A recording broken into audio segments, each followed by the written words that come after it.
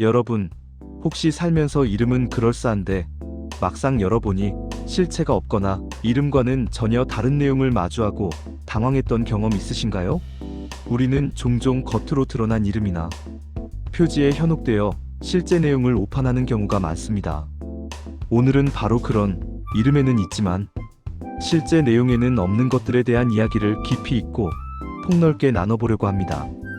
우리가 흔히 접하는 일상생활의 소소한 부분부터 복잡한 사회현상, 그리고 때로는 과학적 개념에 이르기까지 다양한 영역에서 발견되는 이름과 실체의 불일치를 함께 탐구하며 그 속에 숨겨진 의미와 배경, 그리고 그것이 우리에게 미치는 영향까지 심층적으로 파헤쳐 보겠습니다. 이 이야기는 단순히 흥미로운 사례를 나열하는 것을 넘어 우리가 세상을 이해하고 판단하는 방식, 그리고 정보의 진위를 가려내는 비판적 사고의 중요성에 대해 다시 한번 깊이 성찰해보는 귀중한 계기가 될 것입니다.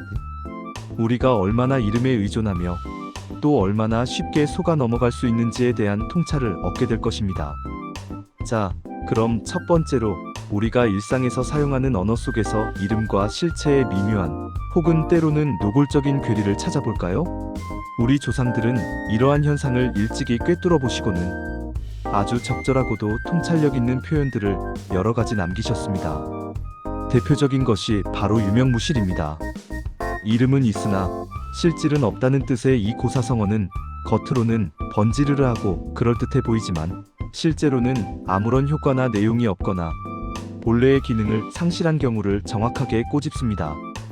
예를 들어 유명무실한 정책이라는 말을 들으면 정부나 지자체에서 야심차게 발표했지만 실제 국민 생활에는 아무런 긍정적인 변화를 가져오지 못하거나 심지어 예산만 낭비하고 끝나는 정책을 어렵지 않게 떠올리게 됩니다. 이처럼 이름만 거창하고 내용은 부실한 상황을 비판할 때 자주 사용되죠. 우리말 속담 중에는 이와 비슷한 의미를 가진 표현들이 많습니다. 예를 들어 빛 좋은 게살구라는 속담은 겉모습은 먹음직스러워 보이지만 속은 먹을 수 없는 게살구처럼 겉만 번지르르하고 내용은 없는 것을 비유합니다. 또한 소문난 잔치에 먹을 게 없다는 속담 역시 기대감만 잔뜩 부풀려 놓았지만 실제로는 내용물이 보잘것없거나 실망스러운 결과를 낳는 상황을 비판적으로 묘사합니다. 이는 우리가 겉모습이나 이름에 얼마나 쉽게 현혹되기 쉬운 존재인지, 그리고 그 이면에 숨겨진 실체를 파악하는 것이 얼마나 중요한지를 거듭 강조해주는 것이라 할 수 있습니다. 이러한 표현들은 시대를 초월하여 변하지 않는 인간 본연의 특성과 사회적 현상을 예리하게 포착하고 있습니다. 여기서 한 걸음 더 나아가 단순히 내용이 없는 것을 넘어 좀 더 적극적으로 실체를 감추거나 심지어 기만하려는 의도가 내포된 행위를 비판하는 표현도 있습니다. 바로 양두구육입니다. 양의 머리를 걸어놓고 개고기를 판다는 뜻의 이 고사성어는 겉으로는 고상하고 훌륭해 보이지만 실제로는 속임수나 비열한 의도 혹은 질 낮은 내용으로 가득 찬 경우를 신랄하게 비유합니다. 고급스럽고 세련된 포장지에 실제로는 저렴하거나 질이 현저히 낮은 내용물을 넣어 비싼 값에 파는 상술, 겉으로는 청렴하고 윤리적인 척하지만 실제로는 사리사욕을 채우거나 비리를 저지르는 위선적인 행태 등 우리 주변에서 찾아볼 수 있는 다양한 사례에 적용될 수 있습니다. 이 표현은 겉과 속이 완전히 다른 기만적인 행위를 강력하게 비판할 때 사용됩니다. 이와 함께 지록위마라는 표현도 빼놓을 수 없습니다. 사슴을 가리켜 말이라고 한다는 뜻의 이 고사성어는 윗사람을 속여 권세를 농락하거나 명백한 진실을 의도적으로 왜곡하여 사람들을 기만하는 행위를 비유합니다.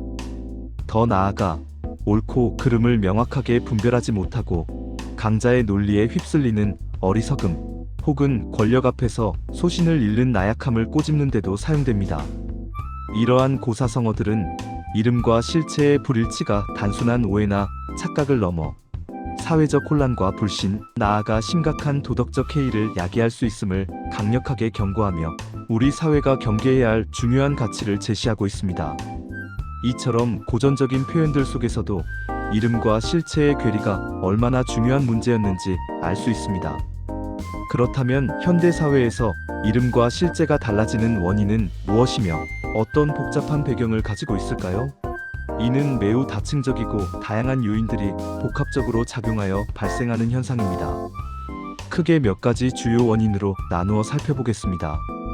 첫째, 가장 직접적이고 의도적인 원인 중 하나는 바로 의도적인 속임입니다. 이는 처음부터 사람들을 속이거나 실제의 본질을 은폐하려는 목적으로 실제와는 전혀 다른 혹은 과장되거나 미화된 이름을 짓는 경우입니다. 앞서 언급한 양두구육이 대표적인 예시가 될 수 있습니다. 이는 주로 상업적인 마케팅, 정치적인 선전, 혹은 심지어 범죄적인 목적으로 교묘하게 이름을 포장하여 대중을 현혹하거나 잘못된 판단을 유도하려는 시도에서 자주 발견됩니다. 소비자를 현혹하기 위한 과장 광고나 실체를 감추기 위한 복잡하고 화려한 용어 사용 등이 여기에 해당합니다. 정보의 비대칭성을 이용하여 이득을 취하려는 의도가 깔려 있는 것이죠. 둘째, 역설적인 표현입니다. 이는 의도적인 속임과는 조금 다른 차원의 접근인데요. 대상의 특정 속성을 극대화하여 강조하거나 아이러니를 통해 더 깊은 의미를 부여할 목적으로 의도적으로 실제와 반대되거나 예상치 못한 이름을 사용하는 경우입니다.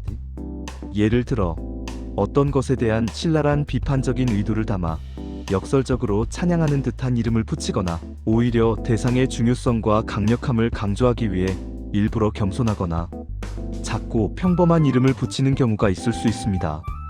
이런 경우는 실체를 숨기기보다는 오히려 언어유희나 수사적 기법을 통해 실체에 대한 더 깊은 의미를 전달하거나 강렬한 인상을 남기려는 의도가 내포되어 있습니다. 예술 작품의 제목이나 문학 작품에서 이러한 기법을 자주 볼 수 있습니다.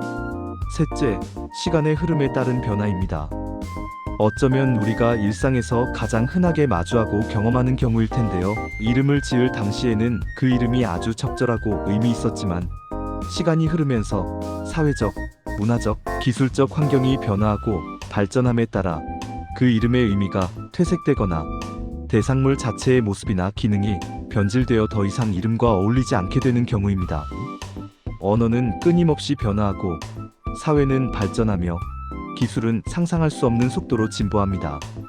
이 과정에서 한때는 최신 기술을 대표했던 이름이 구식이 되기도 하고 어떤 단어가 지칭하는 대상의 모습이 완전히 달라지기도 합니다. 예를 들어 과거의 전화기가 현재의 스마트폰과는 그 기능과 활용 면에서 엄청난 차이가 있음에도 여전히 전화기라는 광범위한 이름으로 불리는 것이나 사진이라는 단어가 필름, 카메라 시절의 의미를 넘어 디지털 이미지까지 포괄하게 된 것과 같은 이치입니다. 이름은 고정되어 있지만 그 이름이 담고 있는 실체는 역동적으로 변화하는 것이죠. 넷째, 와전 및 오해입니다. 이는 정보가 전달되는 과정에서 혼동으로 인해 이름이 잘못 전해지거나 발음이 변형되면서 원래의 의미와는 다른 이름이 되는 경우입니다. 소위 카더라, 통신이나 구전되는 과정에서 정보가 왜곡되고 변형되는 것과 비슷한 현상인데요. 특히 외국어의 표기나 발음이 한글로 옮겨지면서 원래의 뜻과는 멀어지거나 완전히 다른 의미로 이해되는 경우도 종종 발생합니다. 의도적인 왜곡이라기보다는 정보 전달 과정에서의 오류나 언어적 한계로 인해 발생하는 경우가 많습니다. 예를 들어 특정 외래어가 한국에 들어오면서 발음하기 쉽게 변형되거나 그 어원을 알지 못하는 상태에서 표기되어 원래의 의미를 잃는 경우가 있습니다. 다섯째, 의미의 변질입니다. 특정 단어나 개념이 많은 사람들에게 광범위하게 사용되면서 원래의 어원적 의미나 초기 사용 목적이 퇴색되거나 심지어 완전히 변질되는 현상입니다. 원래는 긍정적이거나 중립적인 의미였던 단어가 부정적인 의미로 사용되거나 특정 전문 용어가 대중적으로 오용되면서 본래의 엄밀한 뜻을 잃는 경우가 여기에 해당합니다. 예를 들어 독하다는 말이 원래는 성질이 강하다는 중립적인 의미였지만 부정적인 상황에서 더 자주 쓰이면서 매우 모질다, 악독하다는 의미로 변질된 것처럼 말이죠. 언어는 살아있는 유기체와 같아서 사용자의 의도와 맥락, 그리고 사회적 합의에 따라 그 의미가 계속해서 진화하거나 퇴화하기도 합니다. 이 과정에서 본래의 의미는 잊히고 새로운 의미가 지배적이 되는 경우가 발생합니다. 여섯째, 학문적 재정의 및 번역의 한계입니다. 특히 과학이나 학문 분야에서 자주 발생하는 중요한 현상인데요. 훗날 학문적 연구가 심화되고 새로운 사실들이 밝혀지면서 기존 용어의 정의가 더욱 엄밀해지거나 아예 새로운 관점에서 재정이 되면서 원래 용어의 어원이나 유래와의 관련성이 희박해지는 경우입니다. 처음 용어를 만들 때는 대략적인 개념을 설명하기 위해 사용했지만 연구가 깊어지고 새로운 이론이 정립되면서 기존의 이름이 더 이상 정확하고 포괄적인 의미를 담지 못하게 되는 것이죠. 특히 번역어에서 이런 현상이 자주 발생합니다. 원어의 미묘한 뉘앙스나 문화적 배경이 번역 과정에서 사라지거나 번역 당시의 학술적 이해도가 현재와 달라지면서 생기는 문제입니다. 완벽한 번역이란 사실상 불가능에 가깝기 때문에 발생하는 필연적인 현상이기도 합니다. 그럼 이제 구체적인 예시들을 통해 이름과 실체의 불일치를 더 명확하고 생생하게 이해해 볼까요? 우리 주변에서 쉽게 접할 수 있는 사례들부터 학문적인 내용까지 폭넓게 다뤄보겠습니다. 먼저 수학과 과학 분야에서 몇 가지 흥미로운 사례를 살펴보겠습니다. 이 분야에서는 정확성과 엄밀성이 중요하기 때문에 이름과 실체의 괴리가 더욱 두드러지게 느껴질 수 있습니다. 첫째, 등변 사다리꼴입니다. 중학교 수학 시간에 배우는 이 도형은 많은 학생과 심지어 성인들도 종종 오해하는 개념입니다. 우리는 보통 등변 사다리꼴을 한 쌍의 대변의 길이가 같은 사다리꼴로 직관적으로 생각하는 경향이 있습니다. 이름만 들으면 같은 변을 떠올리기 쉽기 때문입니다. 하지만 수학적으로 등변 사다리꼴의 정확한 정의는 평행하지 않은 한 쌍의 대변 중 한 밑변의 양 끝각의 크기가 같은 사다리꼴입니다. 이 정의를 만족하면 평행하지 않은 다른 한 쌍의 대변의 길이는 자동으로 같아지게 됩니다. 따라서 이름만 보고 변의 길이가 같은 것에 초점을 맞추기보다는 사실은 각이 같은 것에 더 본질적인 초점이 맞춰져 있는 셈이죠. 이러한 혼동을 줄이기 위해 등각사다리꼴이라고 부르는 것이 더 적절할 수 있다는 의견도 학계에서 꾸준히 제기되고 있습니다. 이름이 개념의 핵심을 정확히 반영하지 못하여 혼란을 야기하는 대표적인 예시입니다. 둘째, 디감마 함수입니다. 수학자나 물리학자가 아니라면 생소할 수 있는 이 함수는 이름만 들으면 감마 함수와 관련된 어떤 함수이겠구나 하고 짐작할 수 있습니다. 하지만 이 함수의 표기법을 보면 고개를 갸우뚱하게 됩니다. 실제로는 그리스 문자 푸사이로 표기됩니다. 이름만 들으면 전혀 예상할 수 없는, 심지어 알파벳도 아닌 그리스 문자로 표기되는 것이죠. 함수명과 표기 기호가 일치하지 않는 대표적인 예시로 처음 접하는 사람에게는 다소 혼란을 줄 수 있습니다. 이는 함수의 발견이나 명명 과정에서의 역사적 배경이나 관습 때문에 발생한 경우로 볼 수 있습니다. 셋째, 디렉 델타 함수입니다.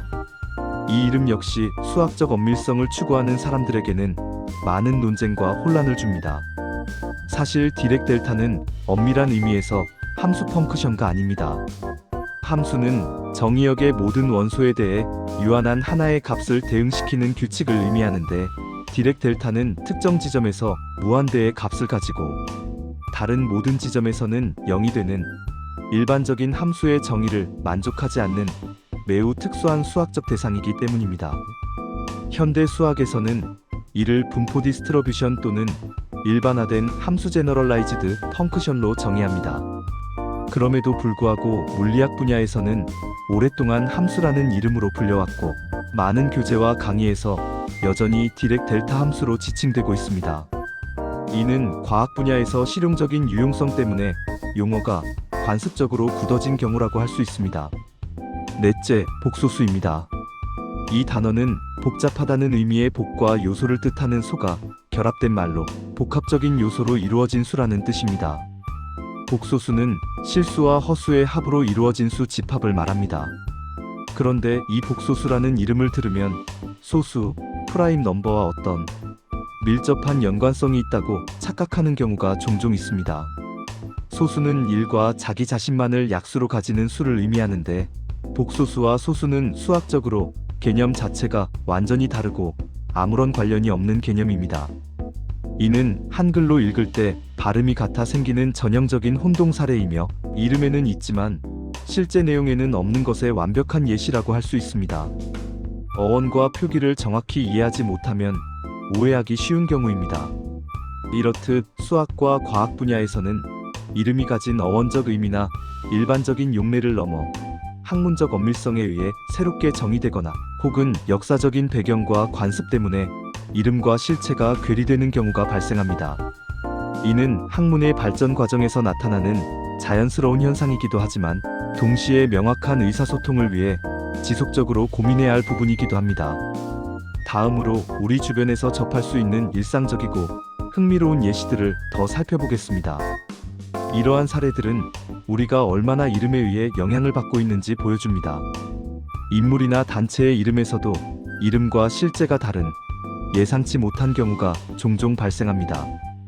예를 들어 가수 아유미 씨는 활동 초기에 이름 때문에 일본인 혼혈이라는 루머가 한때 돌았습니다.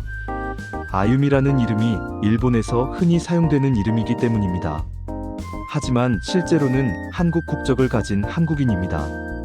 이름이 풍기는 이미지나 문화적 배경 때문에 본인의 실제 국적에 대한 오해가 생겼던 경우죠. 이는 이름이 가진 문화적 연상작용이 얼마나 강력한지 보여주는 사례입니다.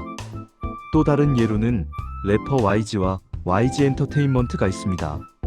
두 이름 모두 YG라는 알파벳 조합을 사용하기 때문에 많은 사람들이 이 둘이 어떤 식으로든 관련이 있을 것이라고 추측합니다. 하지만 이 둘은 서로 아무런 관련이 없습니다. 래퍼 YG는 본인의 예명이고 YG 엔터테인먼트는 가수 출신 양현석 씨가 설립한 대형 연예기획사입니다. 이름이 같다고 해서 무조건 연관성이 있다고 생각하는 우리의 일반적인 상식이나 추론 방식에 반하는 사례라고 볼 수 있습니다. 이러한 이름의 우연한 일치는 때때로 재미있는 오해를 불러일으키기도 합니다. 이 밖에도 세상에는 이름은 번지르르하고 거창하지만 실속 없는 모임이나 단체가 많습니다. 특정 분야의 발전을 위하고 사회에 기여하겠다고 표방하지만 실제로는 개인의 인맥 형성, 명예 유지, 혹은 특정 이익 집단의 대변을 위한 활동만 하는 곳들이 대표적입니다. 겉으로는 화려한 직함과 번듯한 명패를 달고 높은 자리에 앉아 있지만 정작 그 안에서 이루어지는 활동은 미미하거나 심지어 부정적인 방향으로 흘러가는 경우도 있습니다. 이러한 단체들은 이름의 권위를 빌려 자신들의 실제 목적을 감추려는 경향을 보입니다. 또한 한때는 혁신적이라고 불리며 사회를 변화시킬 것이라고 큰 기대를 모았던 기술이나 사업 아이템이 시간이 지나면서 그 기능을 상실하거나 시대의 변화에 발맞추지 못해 유명무실해지는 경우도 셀 수 없이 많습니다. 예를 들어 2000년대 초반에 유행했던 특정 인터넷 서비스나 통신 기술이 당시에는 첨단을 달리는 것처럼 보였지만 더 발전된 기술이 등장하면서 점차 사라지거나 본래의 역할을 잃게 되는 경우들이죠. MP3 플레이어가 스마트폰에 통합되고 비디오 대여점이 스트리밍 서비스에 밀려 사라진 것처럼 말입니다.